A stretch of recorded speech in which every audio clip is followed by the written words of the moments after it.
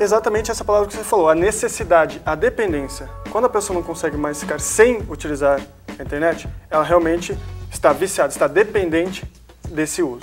Você comprou um celular com Wi-Fi, Rafael? Isso. A gente estava conversando antes, você me citou isso. Por que a necessidade de ter Wi-Fi no celular?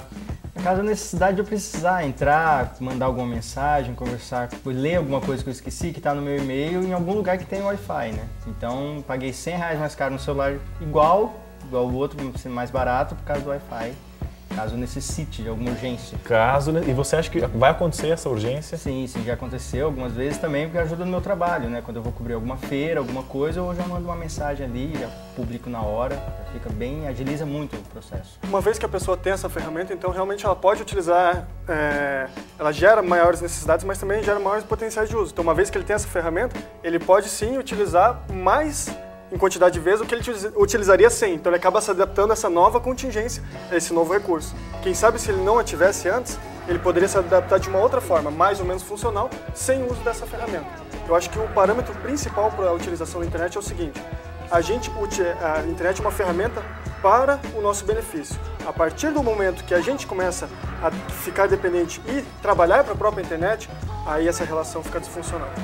Interessante. Vamos ver se a Bruna tem alguma pergunta lá da plateia. Bru, alguém aí tá com alguma dúvida sobre esse bate-papo? Sim, Bruno, eu tô com o Ivan, ele é aluno de Publicidade e Propaganda e ele quer fazer uma pergunta pro Pedro. Bom, eu queria perguntar pro psicólogo a respeito de crianças, adolescentes que estão em fase de desenvolvimento escolar, fase de crescimento. Qual seria, assim, o tempo necessário para que fiquem na frente do computador, acessando a internet e esse tipo de coisa? Eu gostaria de saber do psicólogo. Tá certo, obrigado. Queria até complementar a pergunta dele. Tem uma idade também para as crianças, recomendada para a criança começar a usar a internet? Olha, até hoje, pelo que eu tenho conhecimento em uma idade fixa, não, mesmo porque algumas vezes os padrões de desenvolvimento diferem de uma pessoa para outra, de uma criança para outra. Desde padrões físicos até intelectuais, até socioculturais. Realmente, o uso muito precoce de toda essa informação, de todo esse potencial, a pessoa pode até não aproveitar de uma forma benéfica e não saber utilizar todo esse benefício que essa ferramenta pode trazer. Em relação ao tempo de uso, também ele pode variar de época para época. Se é uma época que vocês estão em trabalhos escolares e realmente tem uma atividade maior, acadêmica, aí realmente o uso da internet geralmente deve ser mais alto do que em períodos de férias, por exemplo. Não pode se manter uma linearidade dentro de uma criança poder utilizar a internet. Agora, vai ser prejudicial à medida do ponto que ela utilizar tanto que ela não vai ter mais tempos para realizar outras atividades que podem ser benéficas e essenciais para o seu desenvolvimento como pessoa. Tais como uma criança precisa brincar, sair com os amigos, praticar esportes, atividades intelectuais, hobbies e etc. Então, a partir do momento que a criança utiliza tanto a internet que acaba prejudicando e comendo esses outros tempos, aí se torna prejudicial. Tá certo. É importante também pensar na questão da vigilância, né? Assim, dos pais ou dos irmãos mais velhos, que seja, instalar filtro nas máquinas, no computador e tudo mais, porque as crianças elas são vulneráveis, né? Na hora de usar a internet. E a internet tem de um tudo, então a gente tem que ter uma certa vigilância. Então acho que é uma coisa que é bom lembrar sempre também, é que deixar o computador que as crianças usam, que elas acessam a internet, no espaço, né, que os pais podem ver, na sala, não deixar a criança trancada no quarto lá, no seu computador, né. Videogame tudo bem, né, não tem problema. Agora a internet a gente tem que ter um certo cuidado, assim, porque é aquilo, tem de tudo na internet, né. E grande parte do que está na internet não são coisas tão bonitas assim, vamos colocar. É verdade. Rafael, me fala uma coisa. Você chega na tua casa, liga o computador e vai se perdendo em links, né? Você não vai só ver teu e-mail, você liga o teu MSN, vai numa página, vai clicando. Você perde a noção do tempo na frente do computador? Sim. Ou você se controla?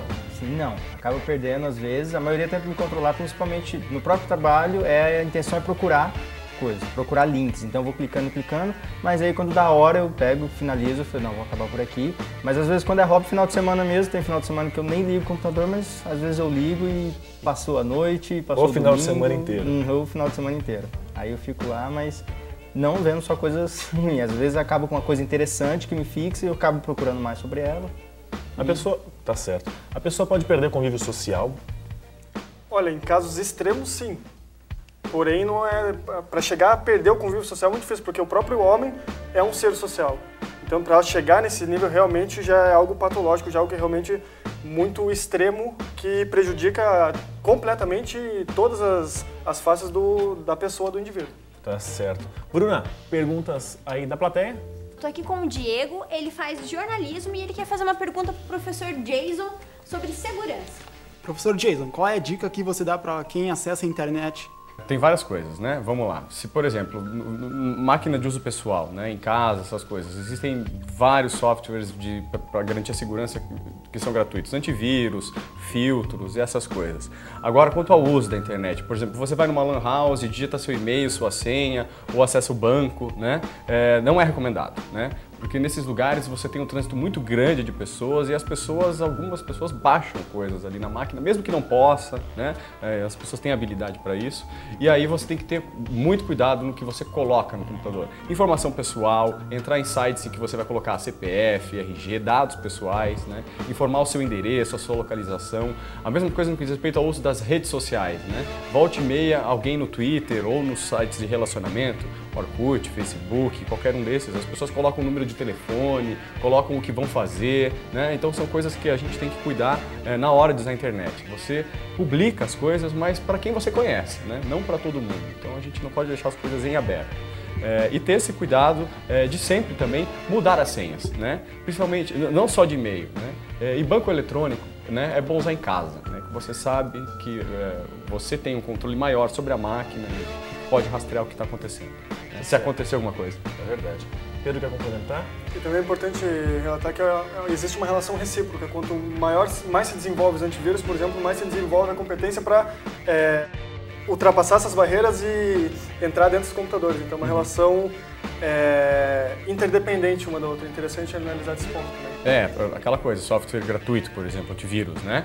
Eles te protegem até o limite, né? Por isso que tudo que é pago é melhor, né? Tá certo. Nossa equipe deu um giro pelo campus da faculdade para perguntar para os alunos quais as dúvidas deles em relação ao uso da internet. Bom, meu nome é Monique, eu sou estudante de comunicação social com habilitação em publicidade e propaganda, do 7º período da Facinter, e a minha dúvida é: quais são os recursos que os publicitários vão utilizar ou pretendem utilizar para combater os pop-ups da internet?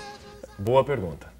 Jason. Então, nós publicitários somos criativos, então a gente sempre vai encontrar um meio de estar na casa da pessoa, de estar onde a pessoa passa, de estar nos lugares onde ela circula, inclusive nas páginas que ela visita, né? E se não são páginas, se são sites, a gente tenta chegar nesses lugares. Eu acho que a internet, a publicidade na internet, ela é uma coisa que veio para ficar, né?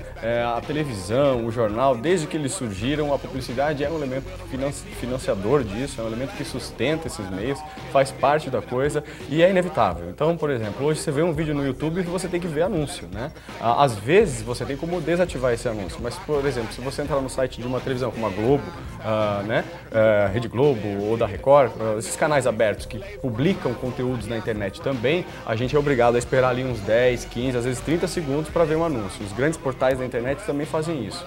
Então, tem outra coisa interessante também, que é ver como a publicidade ela penetra nesses ambientes, né? Às vezes é de uma forma que fica disfarçada e não é tão agressiva quanto parar o meio de um programa para fazer um merchandising, né? Comum em vários programas de auditório.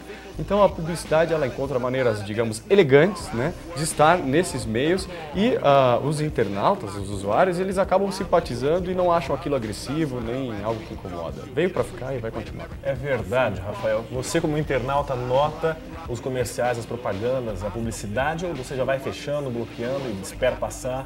Sim, isso depende. Algumas aparecem bem agressivas também, igual a televisão, outras não. Outras que é bacana é a interatividade que a publicidade tem com o usuário, né? Então ela pega joguinhos, acaba nos próprios posts dos blogs, no Twitter, então acaba uma interatividade maior e isso acaba assim, crescendo o interesse da pessoa pelo anúncio, sem saber que é um anúncio. Tá certo. A gente tem mais uma pergunta, vamos conferir. Meu nome é Andréia, sou estudante do curso de jornalismo e gostaria de saber se o curso à distância, pela internet, tem a mesma qualidade do presencial. Muito interessante, até é uma dúvida que até eu mesmo tinha, Pedro.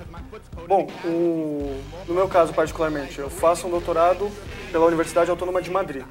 Nesse momento eu sou um doutorando, porém eu estou residindo em Curitiba. Então eu estou em direto contato através da intranet com a minha universidade em Madrid. Então, através pelo uso da internet, eu posso manter esse doutorado mesmo vivendo aqui em Curitiba. E é interessante que a Espanha, eles são os pioneiros no ensino à distância. E é uma área que está cada vez crescendo mais e sim, tem ensino à distância com muita qualidade e realmente recomendáveis e com autorização para acontecer pelo MEC e outras instituições em seus respectivos países. Então, o ensino à distância, ele é uma área emergente e muito boa, de um potencial muito grande, e eu sou suspeito para falar porque realmente eu estou sendo beneficiado por esse tipo de sistema. Tá certo, Jason. É o tipo de coisa que veio para ficar, é forte a tendência e tá para acontecer. Por quê? Porque a internet ela permite a conversação, né? Não é, então, aqueles cursos à distância que tinham antigamente, que você recebia pelo correio, é bem diferente do que acontece hoje. Hoje você conversa em tempo real, interage e tem uma resposta na hora, né? E isso possibilita e potencializa o aprendizado, como se fosse na sala de aula. Um dado interessante para lembrar também da questão do uso da internet, assim, né? Hoje em dia as pessoas, o que as pessoas consomem de informação na internet é um volume gigantesco de informação. Só para a gente comparar, assim, o cara acumulava a vida inteira na Idade Média de conhecimento, hoje a gente tem num jornal impresso. Então imagine na web, né? Na internet inteira, né? Então se o cara fica 10 horas no computador, é normal, ele está consumindo informação. Informações que ele vai filtrar para os gostos e para os interesses dele, né? E é o que todo mundo faz. E nessa a gente troca, né? A internet é compartilhar informação, trocar. Rafael, então quer dizer que também você é um consumista, além de um viciado pela internet, né? Com certeza. Então tá certo. Obrigado pela sua participação aqui hoje, Rafael. Quer deixar algum recado, teu blog? Obrigado também pelo convite. Eu queria agradecer pelo blog também, clubeuniversitario.net, acessem e fiquem por dentro do mundo universitário. Tá certo, tá aparecendo no seu vídeo, sempre que você fala isso. Pedro, obrigado pela sua participação aqui também. Obrigado, agradeço a oportunidade. Para quem quiser entrar em contato, meu e-mail é pgbmachado@yahoo.com.br. Eu fico à disposição. Então, na internet você vê que não foge disso. Muito obrigado, professor Jason. Obrigado, Bruno. Eu quero agradecer e desejar sucesso para o programa. Tá certo, muito obrigado. A gente volta daqui a pouquinho no último bloco do programa para conferir um curta-metragem dos alunos aqui da Facinter.